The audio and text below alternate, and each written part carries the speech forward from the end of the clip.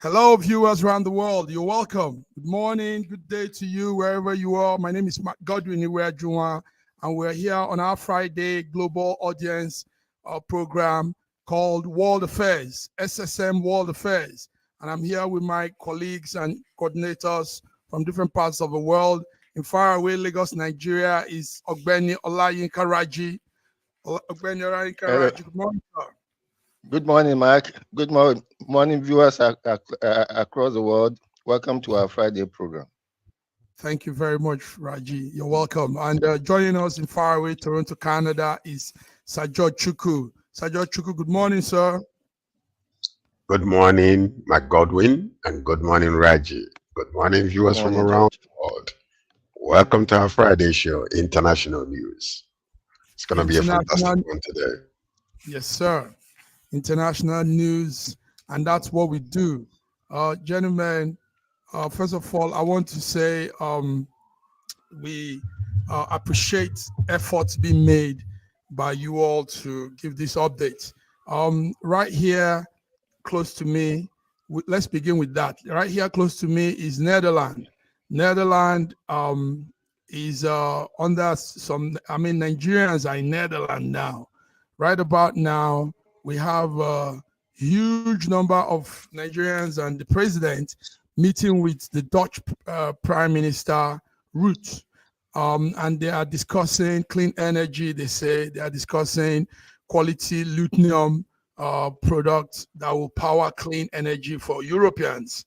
George and Raji, our president is in Netherlands and discussing clean energy to power electricity. Meanwhile, we have darkness back home. We are in dark, but we are going to help the Europeans with their electricity. Gentlemen, let's look into this. So this morning we got some feedback from the entourage in Netherlands, and these are the words of the president. He said, we are taking holistic view of the world order. There is a tremendous opportunity between Nigeria and Europe across different spheres, more especially in solid minerals. And he said, we have high-grade lithium deposits, and we want to partner to give the world some of this energy required exploits. He said there is excellent value addition opportunity in Nigeria, and soon greater things will be exploited in different areas. He also talked about the dynamic youth population. He says the country has a young population, 70% of the people are under the age of 30. And he says Nigeria is open to work with the Dutch, the Netherlands people. So, gentlemen, let's start with this. Our country, our president is in Holland, Netherlands, and discussing how to bring clean energy, clean electricity. So, George, what do you have on that? Well, on one side of it, I think on the business aspect of things is we will consider that to be some kind of good news, if indeed it will pan out to be a productive meeting that will end up actually we providing all that in situation. But that's the hypocritical aspect of this whole entire thing. Look at Niger Republic. They are depending on Nigeria to supply them power.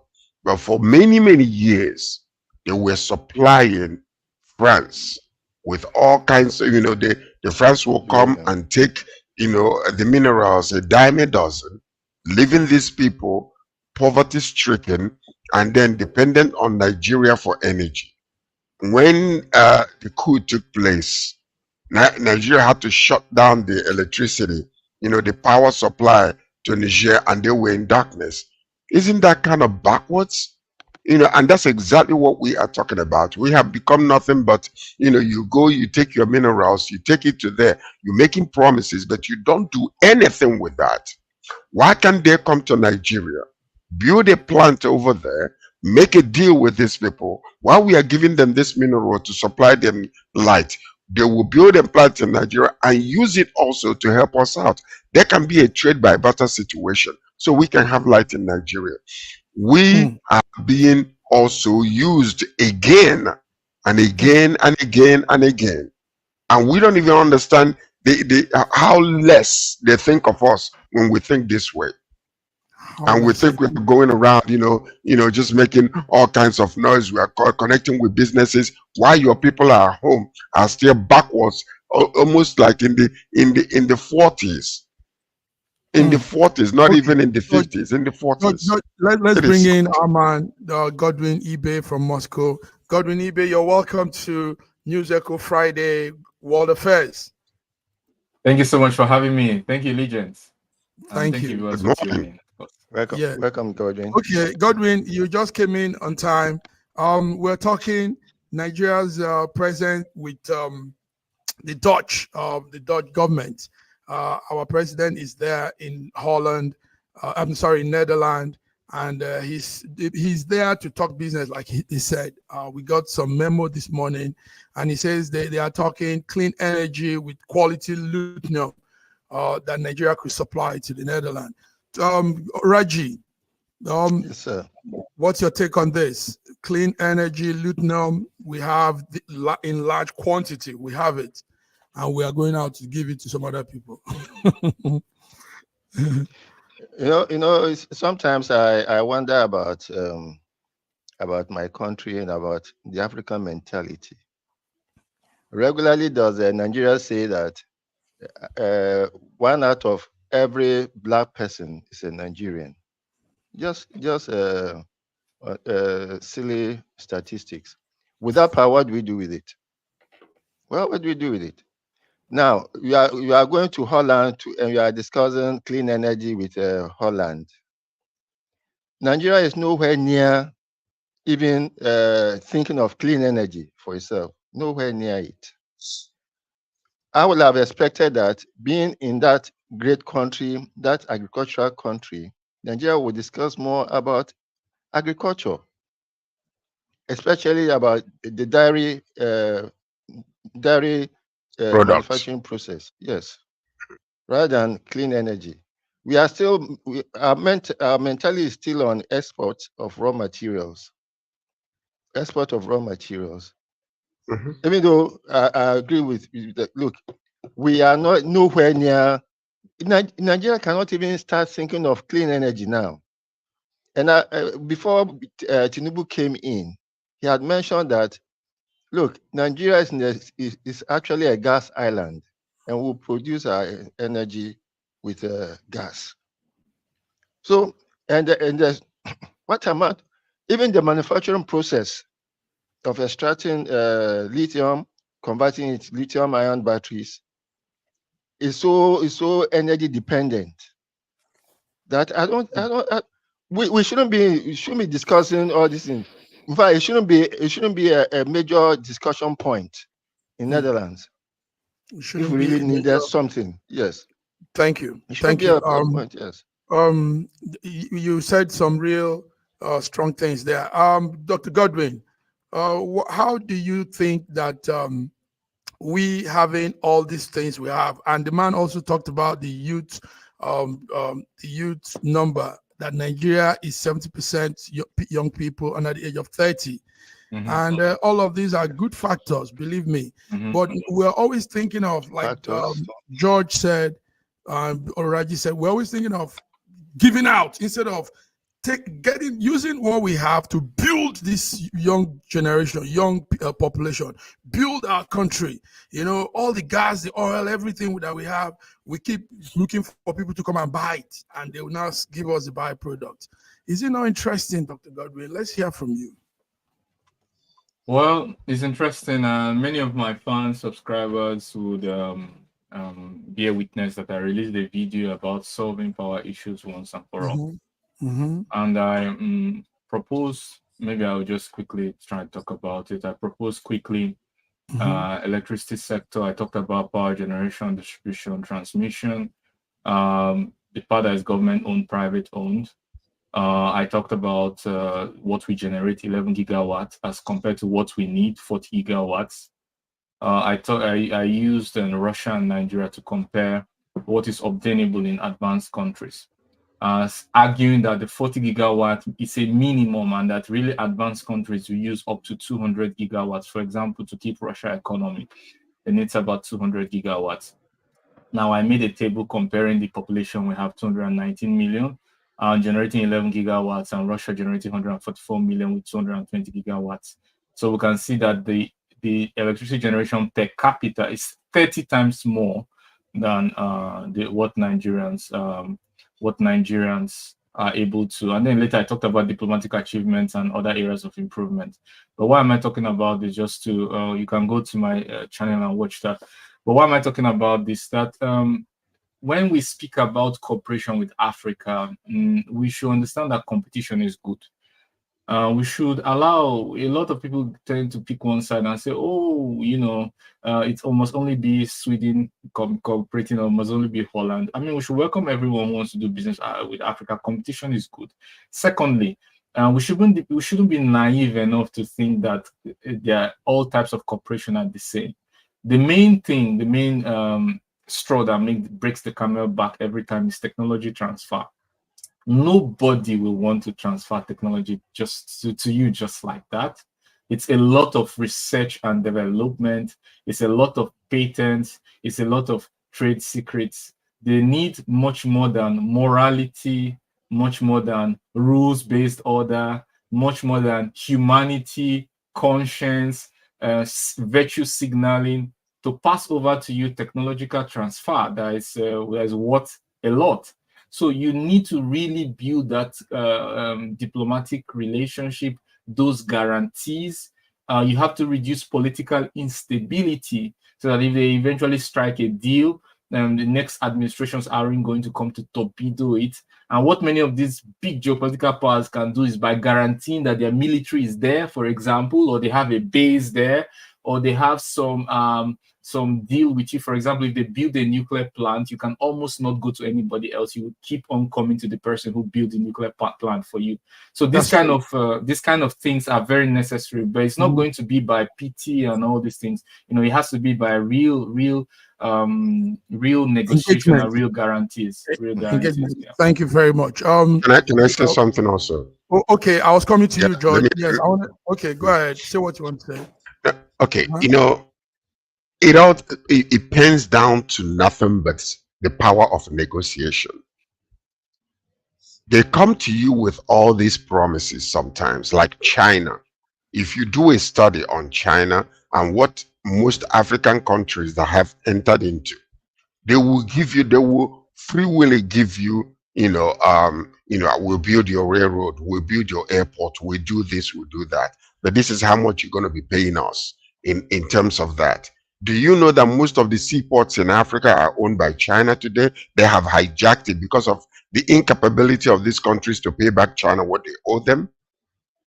So what I'm saying is the power of negotiation. Now we have lithium, which is very good for clean energy, for building batteries and all those type of things. When you stand to negotiate because you have it in abundance, then when you understand, the power of negotiation, you can negotiate to the point where they have done it in the past.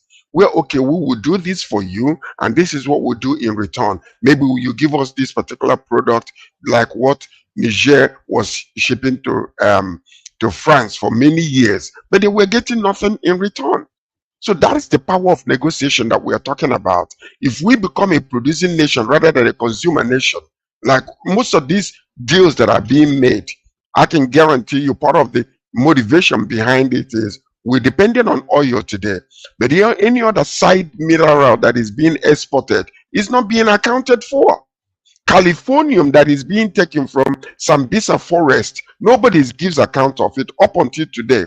Most of the gold that is being mined in Nigeria become a state situation. Nobody gives account of it on a federal level.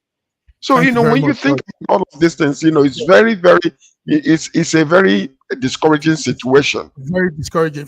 George, adding to what you said with Godwin, the man said that Nigeria has this number of people. 70% of the people are young people. Now, what about us at making these young people acquire skills in these different sectors where these minerals that we have these minerals in our home. Now, what about making these young people, 70% of the population, begin to acquire skills that will make us use this thing to better our locally, lives? locally. Don't Exactly. even use the word locally. For us, our thing. Reggie, yes. Is that not what should be the game? Is that not, because he also used that word holistic view of world order. So yes, there is a new world order coming in the world, and the game players will be those that understand what is on ground. Those that have acquired skills, knowledge, all these things that would now make us jam into this new world order. Go ahead, Raj. Like I said before, one out of every 4 African is a Nigerian. And these are just numbers. What's the point of having 70% of your youths, of your population as youth, without any skills? Without any skills. And the education system is so warped, it's so distorted that most people go to school, they don't learn anything. So first of all, we have to fundamentally change our curriculum. What kind of education do you want to give to this group of people? Who are we going to start with? Those who are above 20 now, who cannot go back to school. What kind of skill set are we ready to give them? What kind of vocational institutions do we have? I remember in the old Western region, apart from the primary, secondary, there was also the technical schools. The technical schools that were so much that most people could not progress after modern school, as it was then called, will go to technical schools and gain some vocational skills. But we have a population of 70% youth without any skills, without any hope, and most of them just wake up in the morning and do a rise to all these politicians. And it's probably in the politicians' favor that you have a group of unskilled youth following them around. Godwin. So we have to do something seriously about this. Thank you, Raji. Yes. Thank you, Raji. Godwin, on final on this. I want to say something. Sajid talked about power of negotiation. Very good. I agree. You have to have a power in negotiation, but what is the power based on? I mean, you don't just come and say, I have power and I want to powerfully negotiate. Yeah, I mean, what gives that power in the negotiation is the leverage you have. If you have no leverage, you can yarn from, as we say in Nigeria, yarn A to Z. Nobody will take your words serious.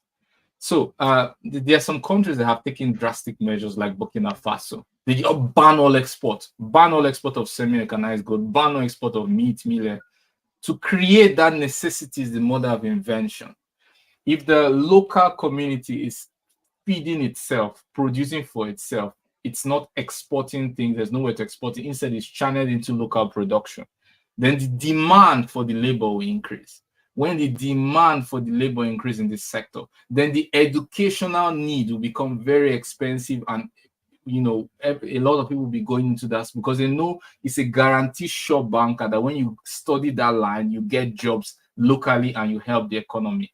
Sometimes you have to create that leverage. We have some factors working in our favor in terms of cheap labor, a lot of population, manpower. We can use it to assemble what we need, ban export, and the leverage we'll eventually create is when we have a very strong power in commodity market. If we must export, then we must have a stronger power, and then we have to also increase the value of trade in our local currency so that we shield ourselves from external inflation. And from dollar changes and external currencies. Wow. So these are some of the things that we need to do to be able to have that leverage in negotiation.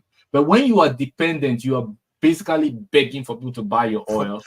You don't control the market. your people don't have jobs, then you don't have that leverage and negotiation. You can shout, you can scream, but nobody will take you serious. Wonderful. Can I say something? Can I say something? I wanted us to move yeah, on. I know, but this is very important because this is dire situation in our country. Yes. Number one, you ask yourself this question. A few years ago, India used to depend on Nigeria to export their, bring their professionals to come and teach in our university, and they were so depleted, and they were such in a deplorable state. Today, China is going down. India is taking over. How did that happen? How is it that India can export a lot of their youths? They come to Canada and other places, gather all the knowledge, and locally they were being taught. They are the champions today. All the nations are depending on India when it comes to technology and everything else. This is how we need to position ourselves. We're talking about youths. The problem we're having in Nigeria today, and because of insecurity, is because of that. It's part of the major problem. When the youths are educated, they don't have anything to do. What do you think they're going to do? They will begin to gather guns and try to take advantage of whatever evil that they can do to make money to eat. George, very good.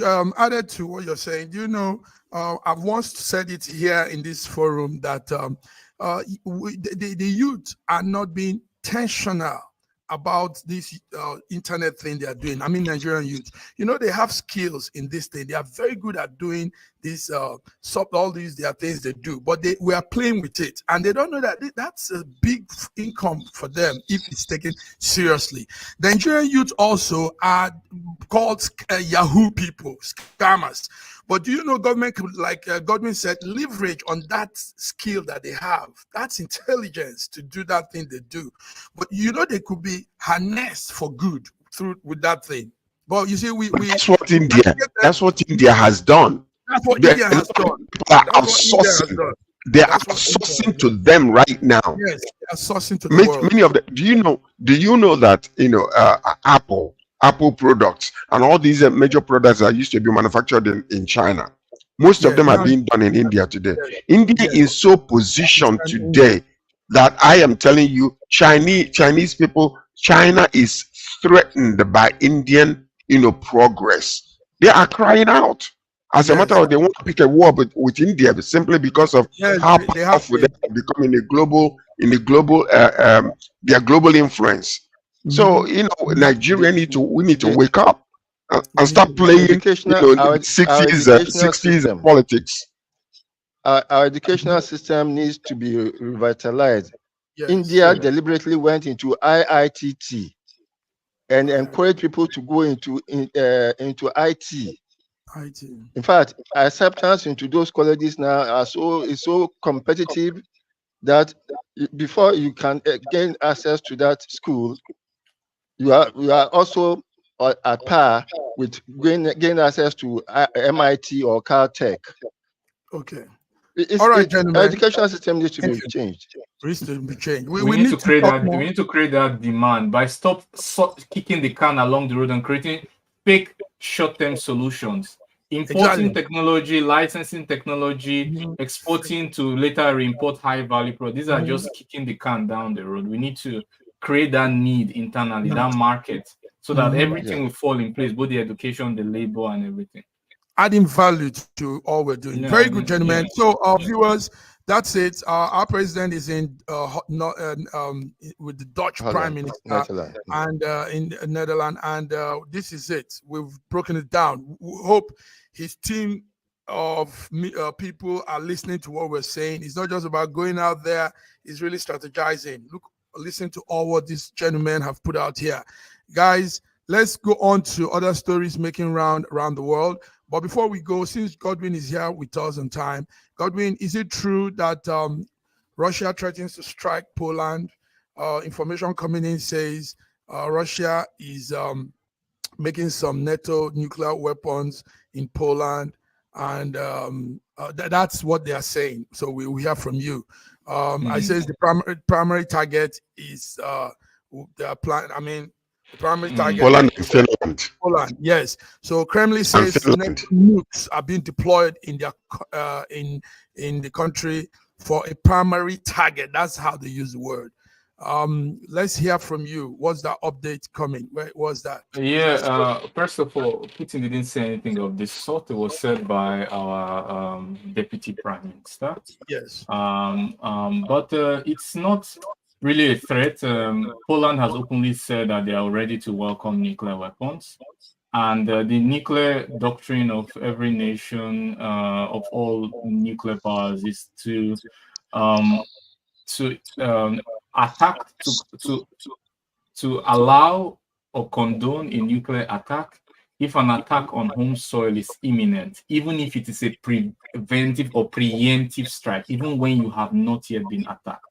Okay. Now, that's why I'm against nuclear proliferation, because the more countries that have nuclear weapons, especially when they are close to each other with no buffer between them, it reduces the flight time of rocket missiles, increases the chances of miscalculation. So it's what was said by the deputy prime minister is a statement of fact. If there's a preemptive strike according to nuclear doctrine of the US, of Russia, it leads to increased heightened tensions, and this is something we should really avoid. Yeah, because nuclear weapon doesn't need to arrive at target. Amid that rising tension, amid that too, we hear that Russia's ally, that's Belarus. We saw the Belarusian president, Lukashenko. They said that Belarus has moved combat-ready troops close to the border of Poland. 3 hours response time. Yes, that was on Thursday. That was yesterday. Time, yes. In readiness for a 3-hour response time. Yes. George, let me hear from you. What is all of this? Power show, NATO, Russia, power show? Well, it can be called power show, but also it has very severe consequences if anything happens, because what you're like in line with that also, Putin had said something before about not sending some nuclear nukes into the moon or whatever they are, into the space. But I'm hearing yesterday, I don't know how true this is actually, it was being discussed yesterday, that now that they are planning on doing that, which is very, very dangerous, because with such, you can black out any nation or any group of people without, for them not to get internet or any type of, Ariel, low orbit satellite, target low orbit satellite. Exactly. So, but anyway, all these things we are seeing is all in preparation for what is coming. I don't think any nation is going to release any nuclear weapon yet, but these are things that are heading towards that direction. And I believe that the end is near, because when they start talking about all of this, you can be assured that one day a crazy man can just decide, okay, if I cannot get it, let everybody perish with it. And that's exactly what they are trying to prevent. But look at what is happening now around the world. We are heading into a place whereby authoritarian government is very, very fancy these days. Democratic government, because they have messed up royally, is not being, it's not something that youths want anymore. They want somebody who will come and control them, and that's all going towards something, the way the world will end up, and it's going to happen eventually. It's going to happen eventually. Reggie, the Russian deputy foreign minister, like Godwin is telling us, Sergey said, their patience is not limitless. He said, if Poland takes that path of further escalation of plans, something, tension. No, he said it will be a legitimate target. That means in the case of preemptive strike. So, but do you think, Raji, do you think NATO will want to push Poland to do this? What I don't really understand is the war baiting by NATO. By NATO. US will not allow anything close to its shores, and for more than almost 100 years, Cuba has been under embargo. because of fear of Russian presence. In fact, America has taken part of Cuba as its own permanent soil, Guantanamo Bay, and it's not allowing anything. So why is even Poland interested in getting nuclear weapons onto his land? Why? And getting into This kind of NATO war mongering, war baiting is indecent. It's indecent, and I don't know. I don't know whether the world is mutually assured destruction is actually coming in, because it seems as if America is so down that now it wants to take everybody down with it. That's it. Okay. Yes.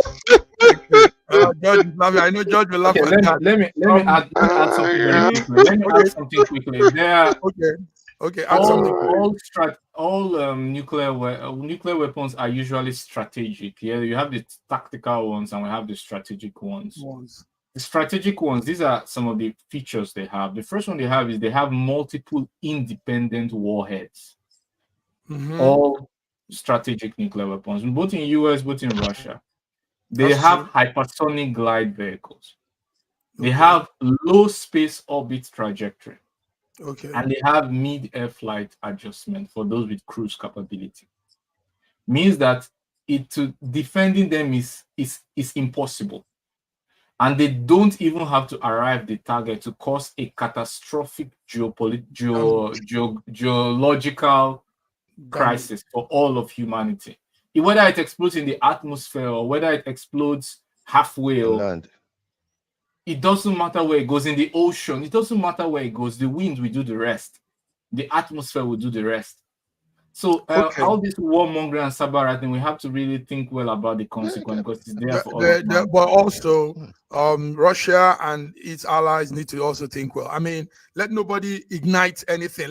Let's just begin to wind down on all of this. I said everybody. Anyway, everybody. Yeah, let's go.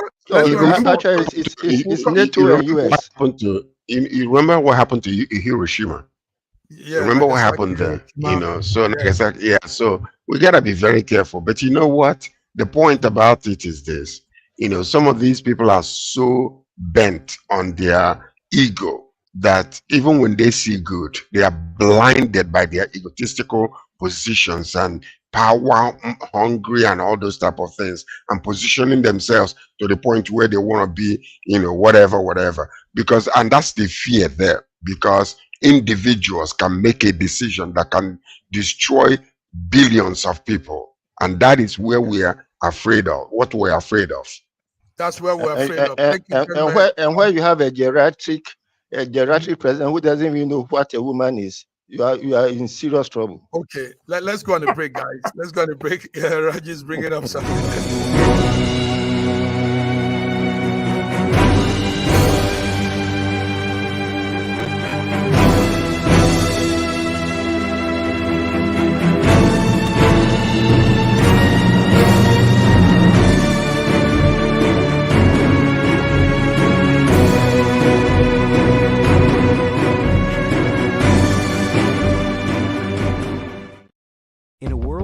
Flies around every minute, you need the ability to relate and connect with what matters and stay up to date. Schengen Story Media News Echoes is Africans in diaspora and back home leading English news network, one of the most respected and trusted sources for news updates on current affairs as it affects global Africa.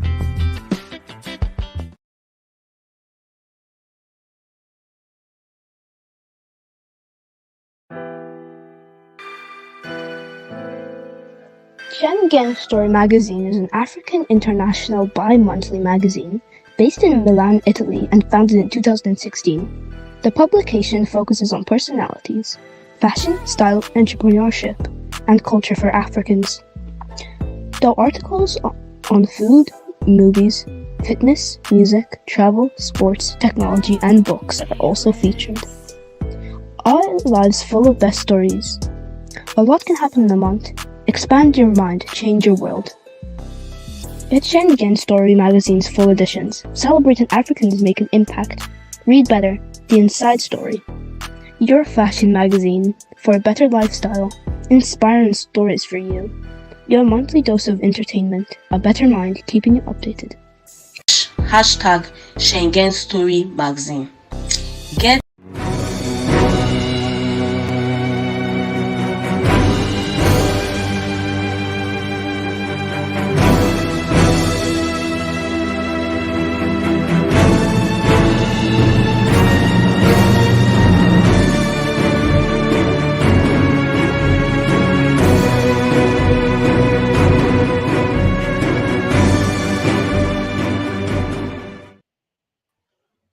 You're welcome back, viewers. You're tuned into SSM Global News Update Friday World Affairs.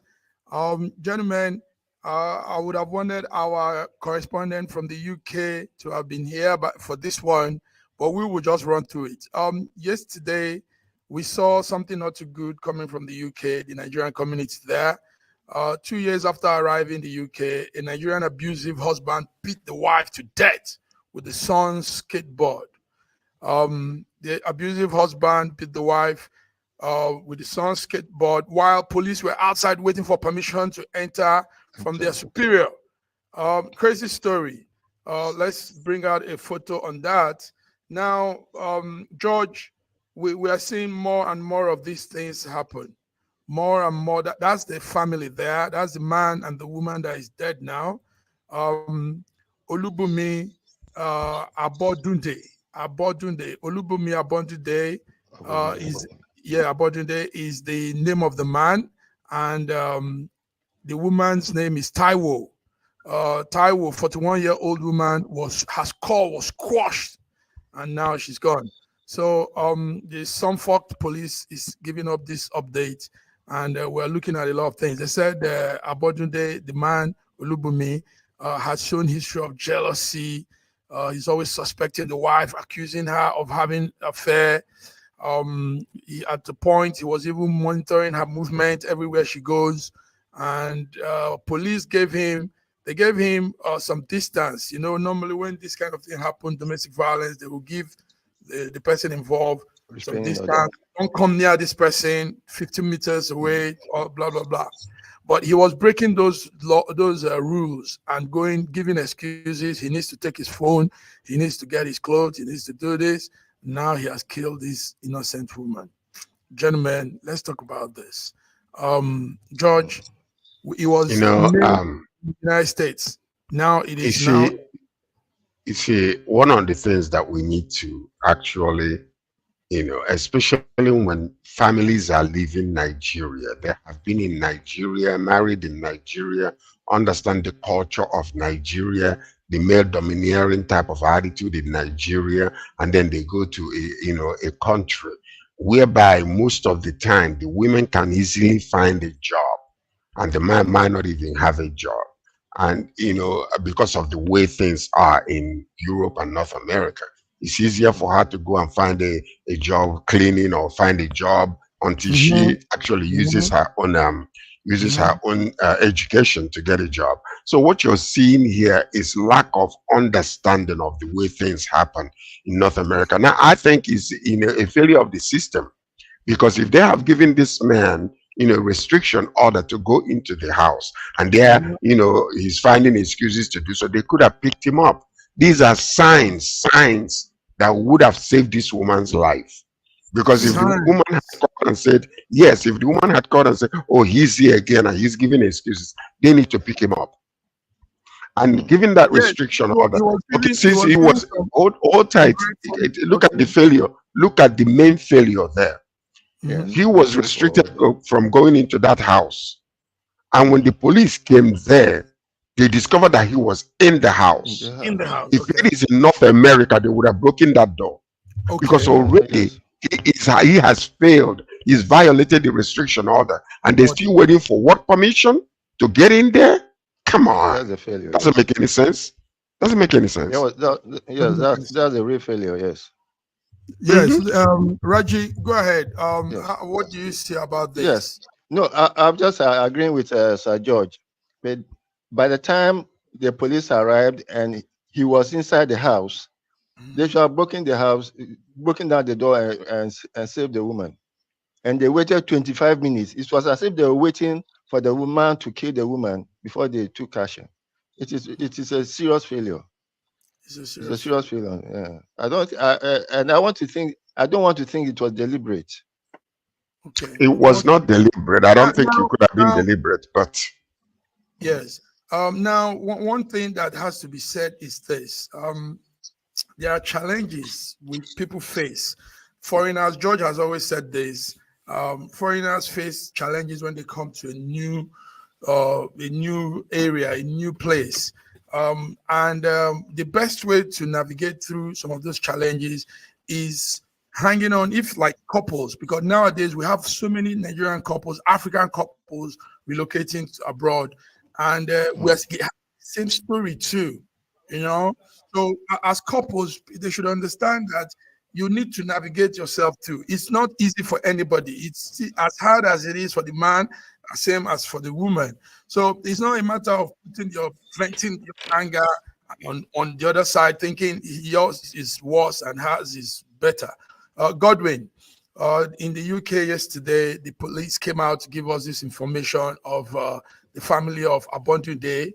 The man squashed the woman's head with the son's skateboard.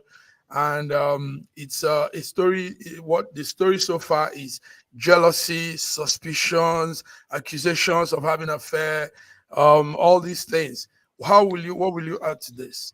What will you say, Godwin? I would like to say it's terrible, it's inexcusable, and it's horrible. I really don't understand what men, not that I don't understand. I find it ridiculous for men to think that like violence is the way out to solve relationship problems. But nevertheless, I want to say that women they can use their speech, talk to friends, have emotional support, and vent out their angers through speech. And men are less likely to stalk, have less people to deal with, to really open up. Men prefer to share stories of victory, success, not stories where they were dumped, or stories where they are controlled by their wives, or stories where their wife feeds them or supports them. Men don't share this kind of stories when they meet. So this kind of thing leads to bottled up anger, which can present itself in many ways. It's inexcusable. I'm not giving any form of excuse for that, but there always a root cause. Even people who have mental issues, you always can find some root causes in some cases. And there are also men who go abroad who are not well educated on the landscape. For example, they do not have prenuptial agreements in places where that severely, do not favor them in the law, where the woman and the child will take priority, or in cases where in the family court, you don't even need to commit a crime. The likelihood is enough to kick the man out of the house. Straight up. Just the likelihood. Thank you. So in such kind of situations, you have to be able to protect yourself. When a man is in such a kind of situation where he's unprotected, he has nobody to talk to, then there's a tendency that violence might creep up. So, thank you, Godwin. A viewer here, FN Akanu, he says it's absolutely ridiculous that they were waiting for permission to enter the premises when it was known that he was there. This is crazy. A case of the computer says no, and that he wasn't there. Yes. He adds to that. He says because they are black. Now, I was going to say this, George. How come that's what I said? Waiting for permission from the police, the superior of the police, and they were hearing the news said they were hearing the bang, bang, bro, and they were still waiting for. I mean, somehow these police are accomplice to this thing, this crime. I think it's not. I don't want to think it was deliberate, because it's pointing as if it is deliberate, that they deliberately waited for the act to be completed before they went in. Can you imagine How could they wait for 25 minutes? How could they wait for 25 minutes? Anyway, 25 viewers minutes. Listening, viewers watching, this is the story we're hearing from the UK. They are Abodu days, and the sad story now, she's gone. 48-year-old Taiwo is no more. The husband is now facing the law for this. And it all comes back to the same thing about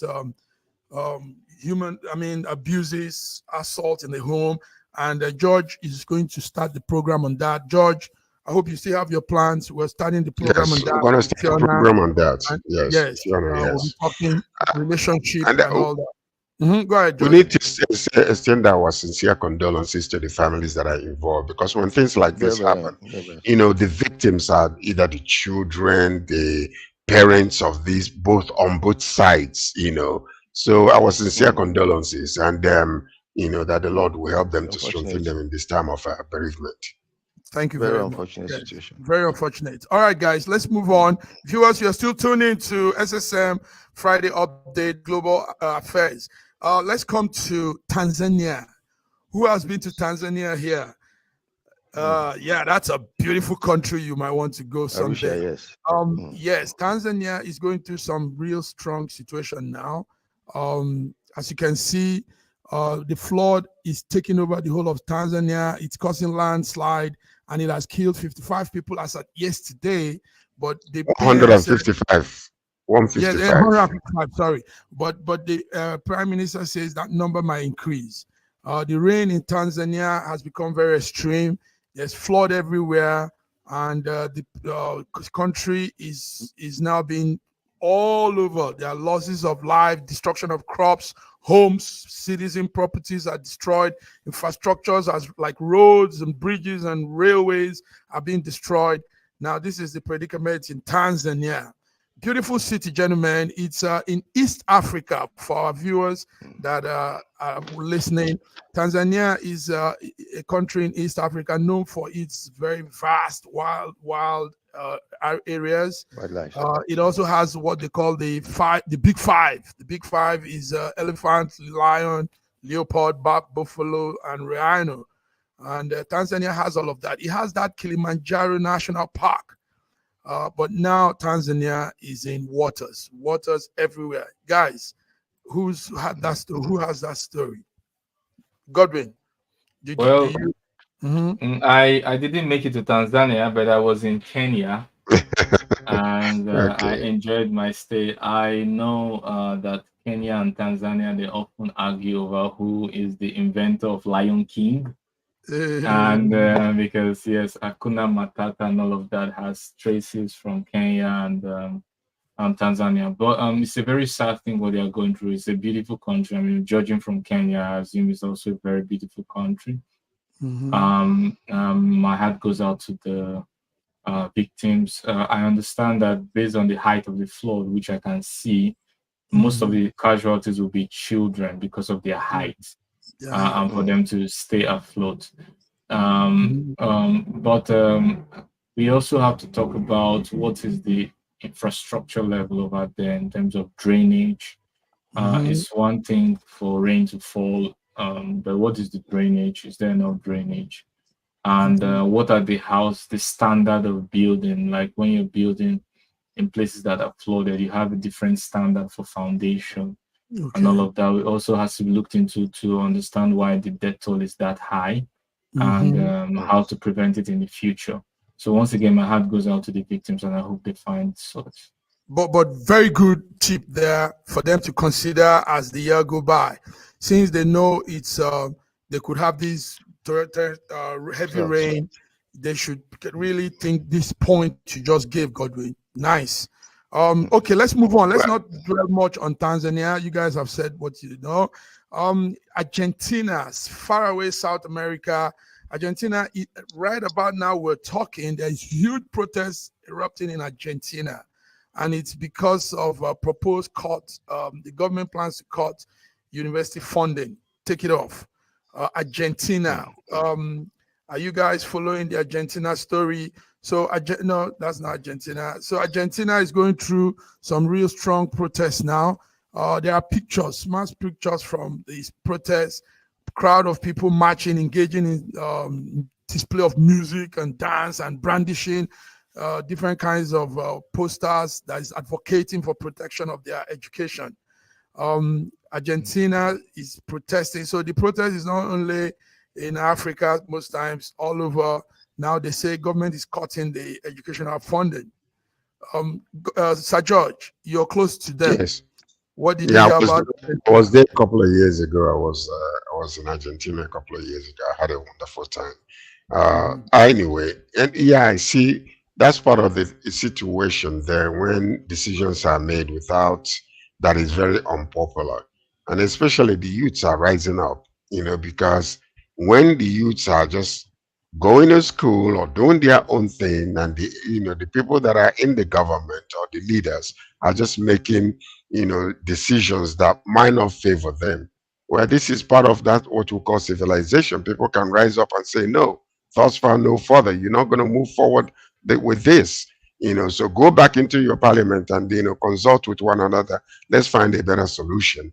And but the beauty of this is you see that is happening there. You might end up at the end of the day not see any death.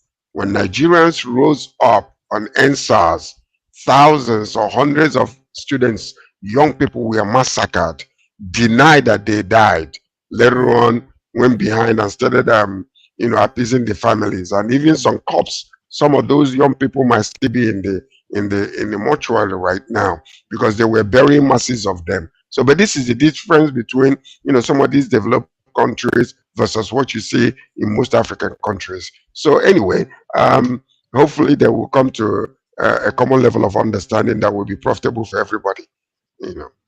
Common level of understanding, profitable for everybody. Guys, let's move on. Let's move on. Oh, you want to say something? Go ahead. You have no, I wanted to say something about the NSAS protest and the so-called massacre. Okay. Argentina has gone through worse.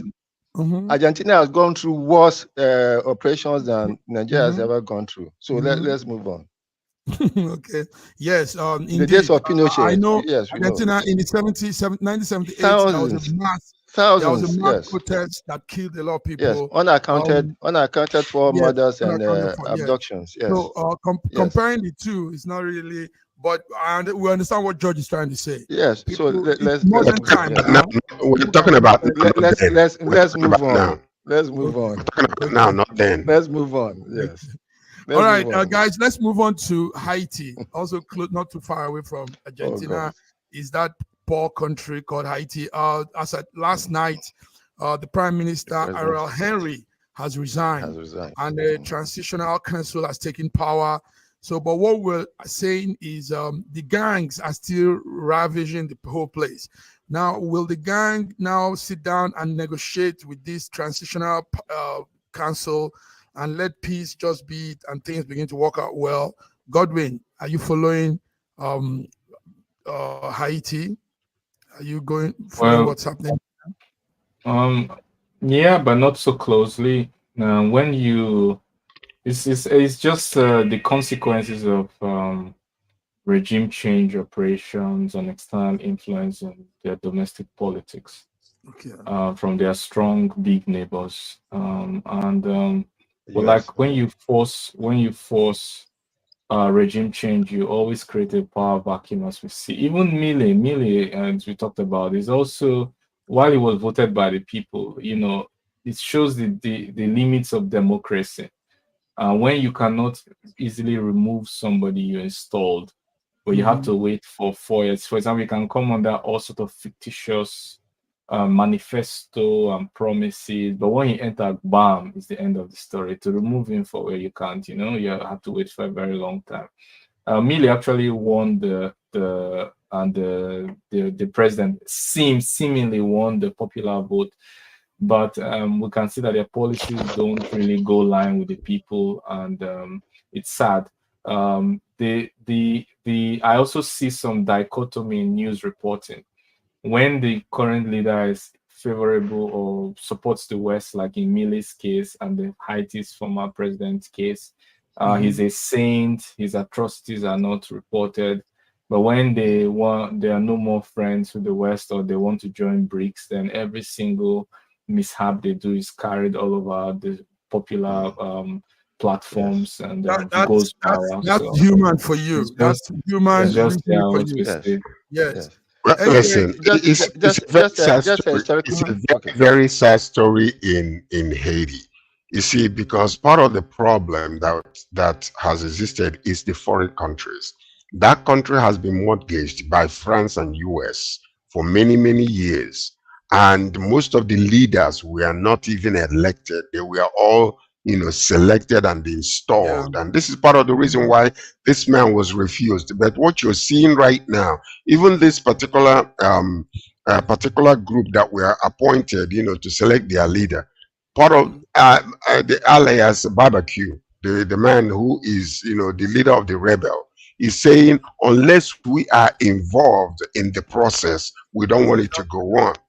And then because they wanted to make sure that it's not going to be an international influence on who is going to lead them again. Let it be the voice of the people who is going to select their own leader. There is a popular guy there that they want to be part of the, who they actually want to be their leader, if democratically elected, but part of the problem, the rebels are saying, no, we are refusing international influence anymore in our selection or appointment or election of our leader. We want to be involved. So he just stepped down, because he was appointed. He was installed, as a transitional. Yes. Yes. That's Henry, Ariel Henry, the man that just. Let me just chip something very quickly. Okay. If you tell some countries like, I don't know, who do I use? Oh, let me say use Ukraine. If you tell Ukraine that all you need to be prosperous is just to be located near the United States, to share a common border, and all your problems will go away, they'll tell you, of course, that's all we need. But you can see a typical example of a country. It's not about your proximity, whether your leader is installed by a party like by external power. It's all about how you are able to self-determination and the resolve to take all means to secure leverage so that you can have that power of negotiation, as Sir George has said, and to be able to negotiate in your own interest. And obviously, this is what we are seeing in Haiti. Thank you. Okay. Recently also, listen to this. Listen, this is very important. Recently, a group of people are going to the, international court to force France to pay back $200 billion to Haiti that they believe that was, basically siphoned and stolen from them. And I don't know how the outcome has been. I don't know if anybody read about that, but recently, I think it was a few days ago. So these are the things that some of these countries that are doing, hijacking, countries like, the so-called third world countries, just siphon everything out of them and impoverish them to the point where, look at the state, the welfare of that country right now is so deplorable that I believe that France ought to pay that money, and they need to be forced to do that. Where they're going to get the money from, I don't know. Raji, go ahead. Raji, your volume has gone off. I don't. Yes. Okay. I think it was on the phone. I can't hear you. Yes. So the information we're getting is the economic minister Michel Patrick. Michel Patrick has become the interim prime minister, and we are looking at him having a sit down with all the barbecue, all these gang leaders, let them come to a truce and understand how to move their country forward. So that's on Haiti. Ariel Henry has resigned. He actually should have done this last month, but he didn't. But now he has officially resigned as the prime minister of Haiti. Thank you, guys. Let's run through this. We all know the story of the Me Too movement. George, you are there where it's happening. Now there's a guy called Harvey Weinstein. You all know Harvey. Trying to bring his picture here. Okay. Now something is happening. Something strange is happening.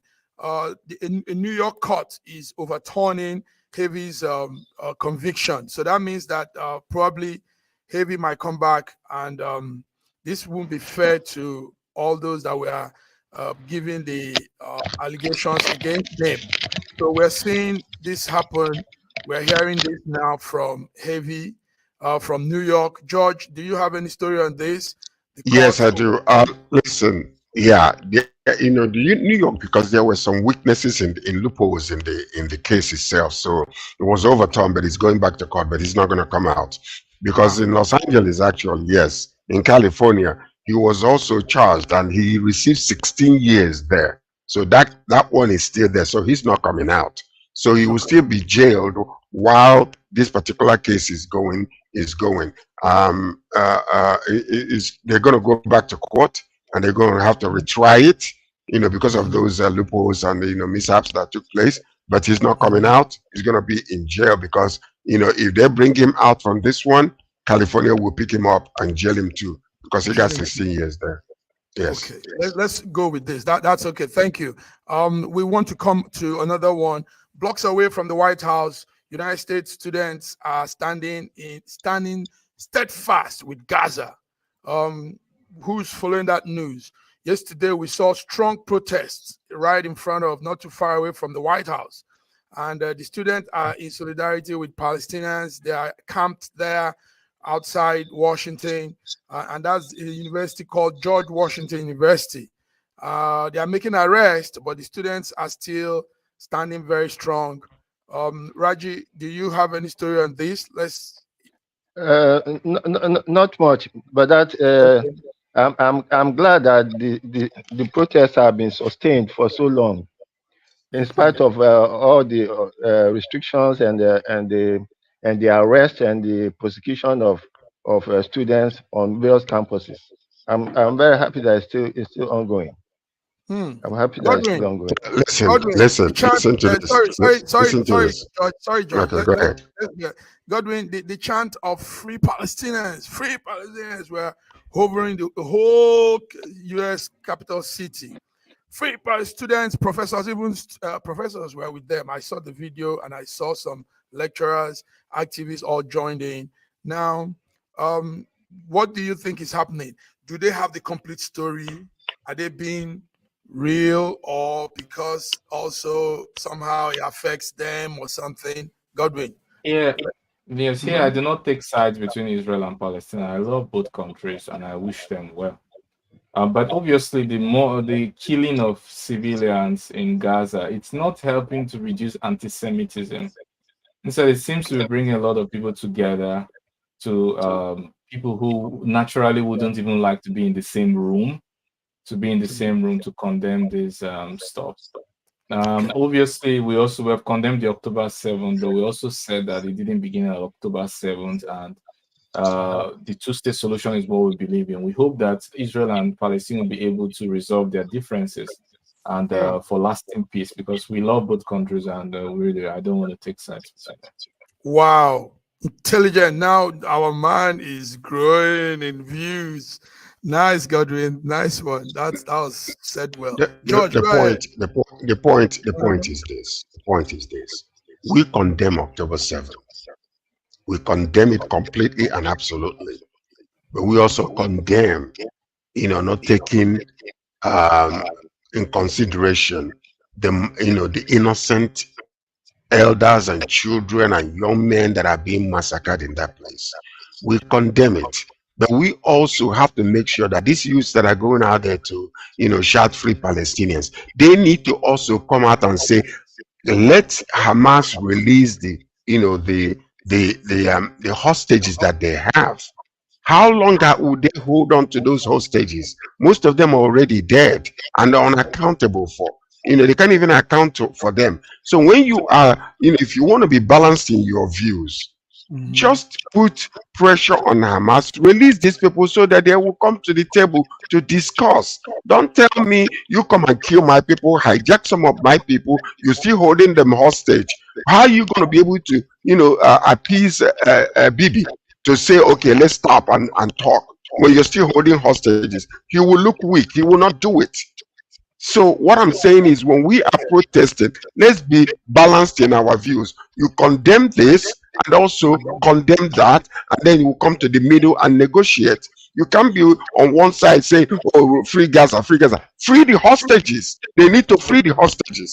These are humans also. George, we hear you very well. Sorry, let me just add one thing very quickly. There was a prisoner swap. It's not the equivalent. Like, you cannot, as much as I would like the hostage to release, but it's not equivalent to say because we want to appease BB or we care about his emotions, that's why it should be the basis for release. On a humanitarian, it will be good for exchange to occur. There are lots of Palestinians in Israeli prisons who are rotting for very minor crimes like throwing a stone and all that. You can propose something that is equivalent. It should not be based on how the leader feels. That's what I believe. I mean, I believe they should. No, you have to understand that Bibi is a military man as much as he's a leader. He's a military man. So whether you like it or not, he is a military man. excuses. So it's Hamas. You are just giving excuses. Then also, listen to this. You're giving him the excuse that he needs to remain in power, is what I'm saying. Okay. That's exactly it. You're giving him the excuse to continue to remain in power. So what are you going to do? All right, gentlemen, while this is all happening, also take note that number one is the Houthis are still targeting ships at the Gulf of Aden. Take note also that pro-Palestinian protests also continues in other parts of the world and in US.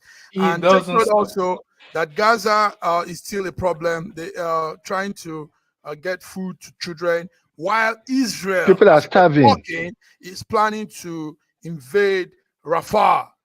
These are some of what we are watching. Rafah will be blasted any moment from now. Northern Gaza as well is still there. You know, it hasn't been resolved. And the thing is that this saber rattling, like there was once upon a time, NATO's strength and NATO's speech was enough to guarantee peace. Once upon a time, it lasted 20 years. But now it's not that anymore, and they have to come to terms with this reality. The Houthis don't give a hoot. Houthis don't give a hoot. Houthis don't give a hoot. I mean, sorry, I didn't even think it would sound that way. But I mean, like common Houthis don't give a hoot. You know, you get what I'm saying, right? But that's a fact. Houthi is ravaging hard now. They've extended their attack to the bigger sea. They're going Gulf of Aden. They are expanding, and very soon they might be coming close to George's place too. You see, but the problem is this: whatever they are doing is completely and absolutely condemnable, because it is the people that are suffering. The leaders are not suffering. See, because when they do this nonsense that they're doing, gas prices increase, food prices increase all across the board. The world need a little bit of rest from all this nonsense. But if you ask me, I think that these rebels need to be clipped from the bud, because it is the people that are to the US. Forget about the forget about all that. That's a one-sided story. But George, Houthi doesn't give a hook like God is. But they need to be clipped. They need to be clipped. You know the funny thing? Now they are coming to the Gulf of Aden. You know they are coming through this backside, and soon they'll be by the Pacific Ocean. And those guys you don't want to mess with them. No, they can't get to the Pacific. Okay, let's see. I mean, these guys are moving very strong. No, they can be okay with the Indian Ocean, but they can't get to the Pacific. Okay, let's pray. No, they can also with Iran's cooperation affect trade along. That's what I'm saying. Iran's support. They could cause instability in Iraq and basically no, the Houthis are backed by Iran. Lebanon. George would have given us updates on former President Donald Trump's immunity talk, but we will be watching that by the week, and we'll come with more updates on that. Gentlemen, thank you. The trumpet shall sound. Thank you.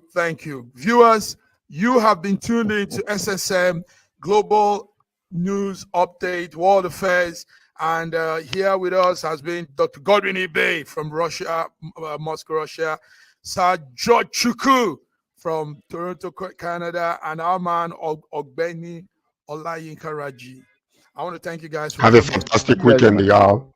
Yeah, you have a fantastic one too. Have a lovely weekend. Yeah. Thank you. See you next time. Thank you. Till we come again. Bye-bye. Bye.